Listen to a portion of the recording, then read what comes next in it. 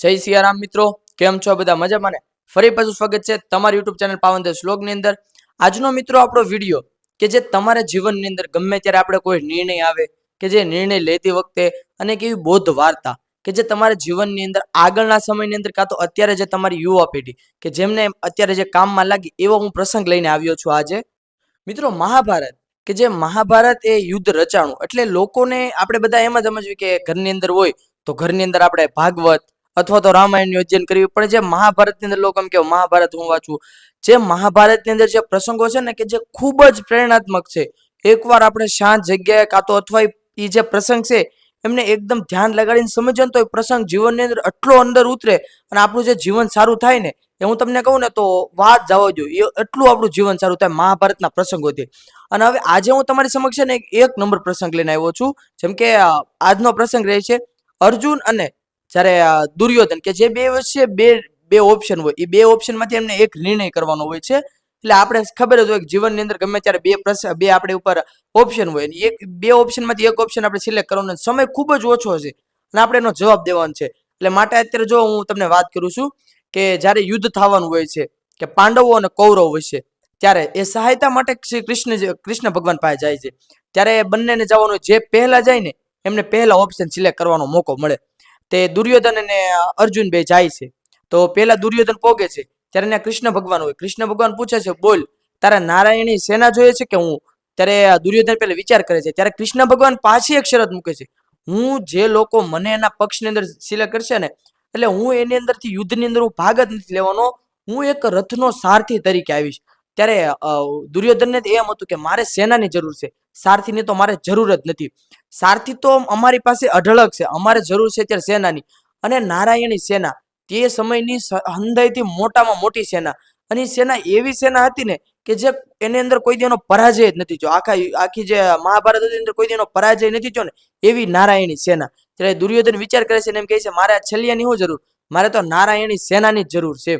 અને અર્જુન કે જે નારાયણ ભગવાન મતલબ કૃષ્ણ ભગવાનને માંગે છે, અને જે દુર્યોધન છે કે જે નારાયણી સેનાને માગે છે. અને પછી દુર્યોધન નારાયણી સેનાને માગે, પછી જાય છે રથ લઈને, અને એને સામો એનો મિત્ર કર્ણ મળે છે. ત્યારે કર્ણ અને દુર્યોધન બધી વાત કરે છે કે મિત્ર કે જે અર્જુન છે કે તો હાવ મૂર્ખ છે, એને તો કે ઓલા છલિયા કૃષ્ણને માગ્યો હોય, કે હવે એ તો સારથી તરીકે આવવાનો, યુદ્ધમાં ભાગ પણ નથી લેવાનો, તો એને માગવાનો મતલબ શું? ત્યારે કર્ણ ખૂબ સરસ જવાબ આપે છે કે મિત્ર, મૂર્ખ તો તું છો, કે સેના કે હું કામ નથી હારી નારાયણી સેના, કારણ કે સેનામાં નારાયણ સ્વયં નારાયણ છે, તો એ સેના ક્યાંથી હારવાની?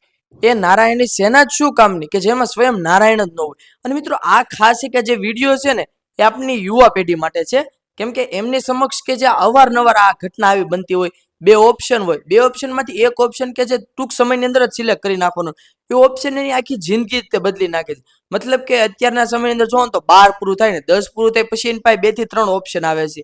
ITI જેમ કે કોમર્સ, આર્ટ્સ, સાયન્સ એ રીતનું. અને 12 પૂરું થાય ને ત્યારે એમની સમક્ષ ખૂબ જ તે એને એમ ઓપ્શન હોય છે, જેમ કે કોલેજ કરવી, આગળ ડિપ્લો કરવો, અથવા તો 17 થી 18 વર્ષની ઉંમર થઈ જાય 12 પૂરું કરે ને જ્યારે કે વ્યક્તિ, ત્યારે 17 થી 18 વર્ષની ઉંમર થઈ જાય. ઘરની પરિસ્થિતિ જોઈને એને એમ થાય છે કોલેજ નથી કરવી, મારે કામે ચડી જવું. કોઈક વ્યક્તિ એમ કે કોલેજ કરવી છે. એમ જ્યારે આ ઓપ્શન આવે ને, એ ઓપ્શન સિલેક્ટ કરવાની અંદર આપણે ભલે થોડોક સમય જાય, આપણો સમય જવા દેવાનો, પણ જે બહુ વિચારીને ઓપ્શન સિલેક્ટ કરવાના હોય છે, કેમ કે આ એક જ વાર આ ઓપ્શન આવે છે.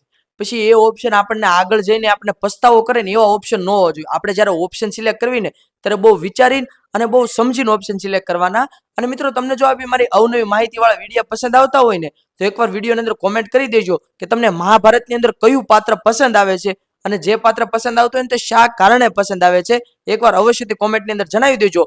મારું જે પસંદીદા પાત્ર હોય ને મહાભારતની અંદર, તો એ કર્ણનું પાત્ર છે કે જે આખા યુદ્ધની અંદર જેમને ભાગ નહોતો લેવાનો, નથી એનો કોઈ પણ પ્રકારનો વાક, છતાં જે શહીદ થયા હોય ને એ છે કર્ણ.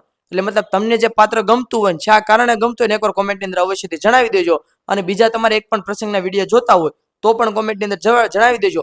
આશા કરું છું મિત્રો કે તમને મારો માહિતીવાળો વિડીયો પસંદ આવ્યો હશે. જો પસંદ આવ્યો હોય તો લાઈક, કોમેન્ટ, શેર અને સબસ્ક્રાઇબ કરવાનું ભૂલશો ને. સનાતન ધર્મની જય. હું તમારો પાવનદાસ તમારી સમક્ષ અવનવી માહિતીવાળા વિડીયો લઈને આવતો રહીશ. તો ખાસ કરીને પાવનદાસ વ્લોગ યુટ્યુબ ચેનલને સબસ્ક્રાઇબ કરવાનું ભૂલતા નહીં.